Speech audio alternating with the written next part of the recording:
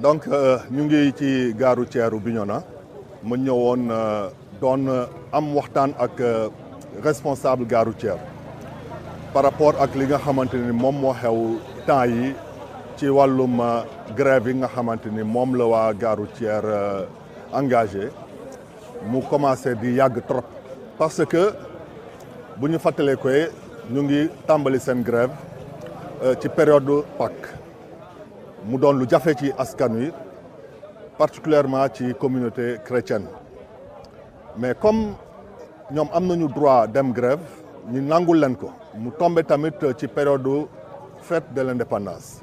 ñu nangul leen ko waaye bu ñu demee ba ñu naan ni que dañuy engagé benn mouvement de grève illimité jar na ñun autorités yi ñu jël tamit suñu ay responsabilité daje ak ñoom pour waxtaan xool naka la ñuy saafara mbir mi au niveau local. tey nag jéem naa woo président gare routière jotuma ko ma ñëw am ay responsables yi nga xamante ni waxtaan nañu ak ñoom ci wàllum situation bi di leen ñaan ñi mun a teggi seen mot d'ordre de grève bi ndax ñi mun a dellu ci service bi nga xamante ni moom la ñuy lëkkaloo ak population bi moom la ñuy digg askan wi parce que bu ma ñëwee ci gare routière bi c'est parce que gare routière bi mu ngi ci responsabilité maire yi ñi dënk leen ko ñuy lëkkaloo ak ñoom ñi nekk ay partenaires particuliers yu maire bi kon tey ñoom bu ñu téye seen loxo ne du ñu liggéey ñun baax na ñu ñëw waxtaan ak ñoom xam lan moo waral loolu ak naka la ñu mën a saafara mbir mi ci niveau communal bi waaye ci niveau départemental tamit duñ ci yem danañu solliciter les responsables au niveau régional waxtaan ak ñoom pour que ñu xool naka la ñuy tegee mot d'ordre parce que nangu naa mot d'ordre de grève bu 72 heures ñu renouveler ko pour 72 heures encore waaye bu ñu nee grève illimitée alors que transport secteur bu sensible la tous les jours nit ñi dañuy soxla tukki bu ñu nee grève illimitée alors que population baa ngi sonn ci wàllum dem bi ak dikk bi day jar ñu waxtaan ak ñoom xool naka lañ leen di ñaaxee ñi teggi seen mot d'ordre de grève boobu loolu moo waraloon tey suñu teewaay ci gare routière waxtaan nañu ak ñoom doonul li leen gënal bu ñu sañoon ñoom tamit tey dinañu teggi mot d'ordre de grève bi suba ñu mun a liggéey waaye comme yemul ci ñoom danañu xool naka la ñuy lëkkaloo ak responsable yi au niveau régional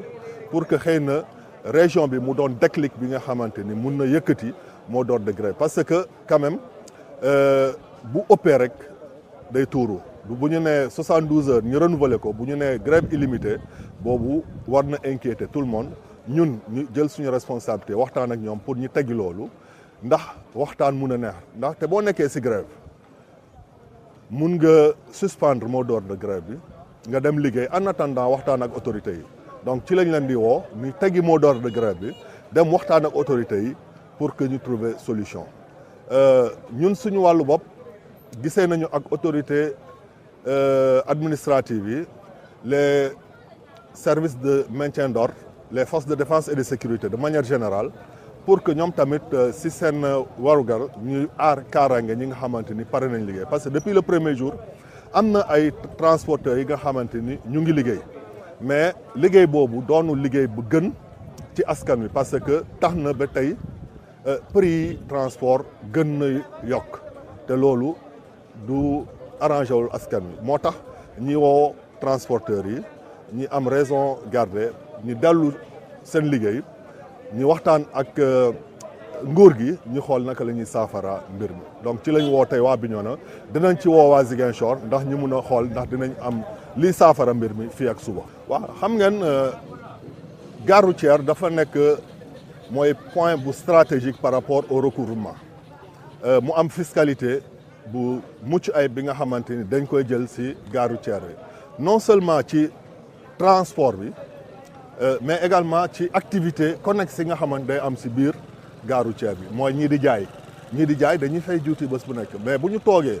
ñi tëj gare routière bi wax bu mënee tëj mooy doxut depuis 10 jours presque mais loolu c'est inquiétant pour population bi mais également pour la commune bi nga xamante ni am na ay recettes yi nga xam mu ngi koy yaakaare ci biir gare routière donc am na manque à gagner bi nga xamante ni mairie bi yëg na ko mais lu ñu gën a soxal du loolu lu ñu gën a soxal mooy population bi mun a dem ak ñëw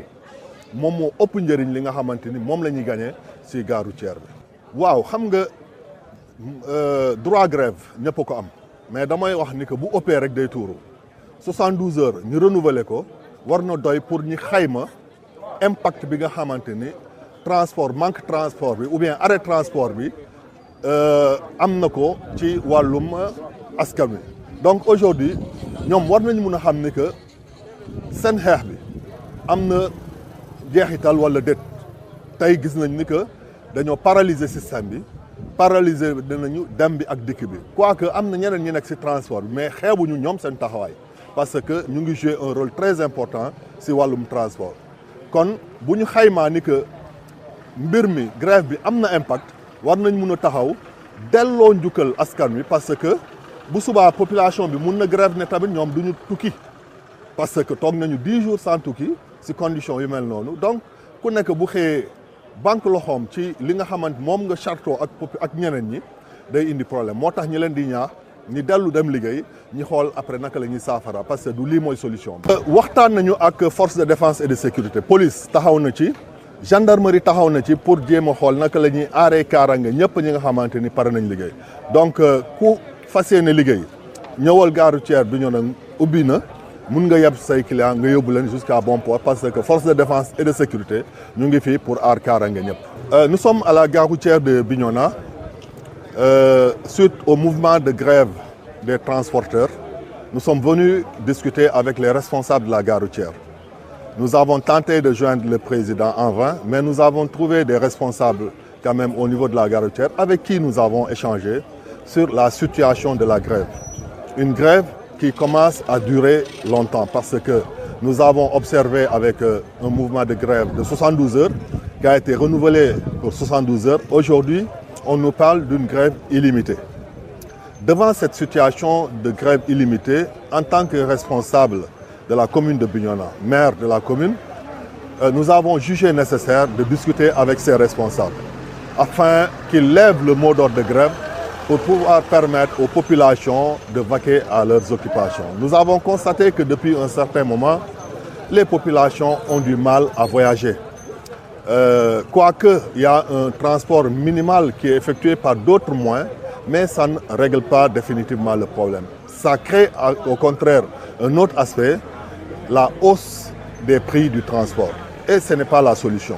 Aujourd'hui, nous sommes dans l'obligation de discuter avec les transporteurs face à cette situation de grève illimitée pour les sensibiliser à revenir à de meilleurs sentiments. Une grève, c'est un droit de tout syndicat. Mais aujourd'hui, cette situation de grève illimitée inquiète tout le monde. C'est pour cette raison que nous les appelons à plus de responsabilité. Il y a un engagement que les transports ont pris vis-à-vis des populations. Il est de leur devoir d'assurer donc la fluidité du transport, de reprendre les activités et de voir dans quelle mesure rencontrer l'État du Sénégal à travers les ministères concernés pour résoudre le problème. Et j'en suis sûr que la situation de la grève a très bien impacté sur la population.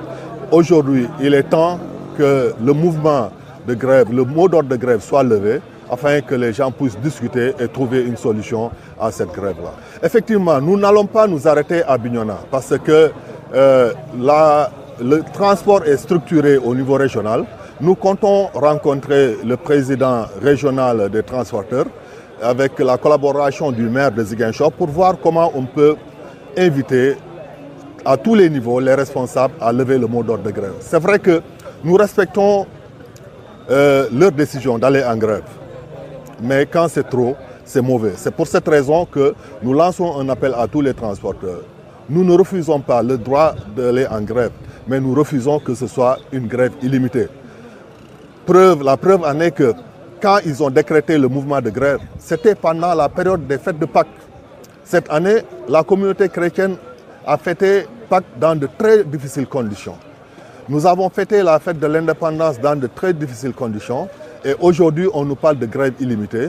il est de notre ressort en tant que responsable d'essayer de rencontrer ces différents acteurs, échanger avec eux pour trouver une solution durable afin que les populations puissent voyager, vaquer à leurs occupations, mais dans de meilleures conditions. Bien évidemment, la gare routière est un poumon économique de la mairie. À travers la gare routière, il y a beaucoup de ressources qui sont recouvrées, mais c'est vrai qu'il y a un impact négatif par rapport aux ressources de la commune, mais ce n'est pas le plus important. Nous, ce qui nous importe aujourd'hui, c'est qu'à côté du manque à gagner de la commune, que les populations puissent retrouver une mobilité. Le manque à gagner n'est pas le plus important. Résoudre ce problème n'est pas le plus important. Ce que nous voulons, c'est de résoudre le problème à ce que le transport revienne comme dans le temps, que les populations puissent vaquer à leurs occupations, aller et revenir dans les meilleures conditions. Le manque à gagner n'est pas le plus important, mais il est énorme. Mais aujourd'hui, comme je l'ai dit, il n'est pas le plus important, mais il est énorme. Parce que tous les jours, quand même, il y a une manne financière que nous perdons à travers cette grève des transporteurs. Parce que ce n'est pas seulement les taxes prélevées auprès du transport, mais également auprès des commerçants qui sont autour, qui gravitent autour du transport dans la gare routière. C'est vrai qu'il y a des transporteurs qui veulent vaquer à leurs occupations, qui veulent travailler. Nous avons discuté avec les forces de défense et de sécurité qui vont prendre les dispositions nécessaires pour accompagner ceux-là qui voudraient travailler. Donc la sécurité est garantie à ceux-là qui sont dans les dispositions d'offrir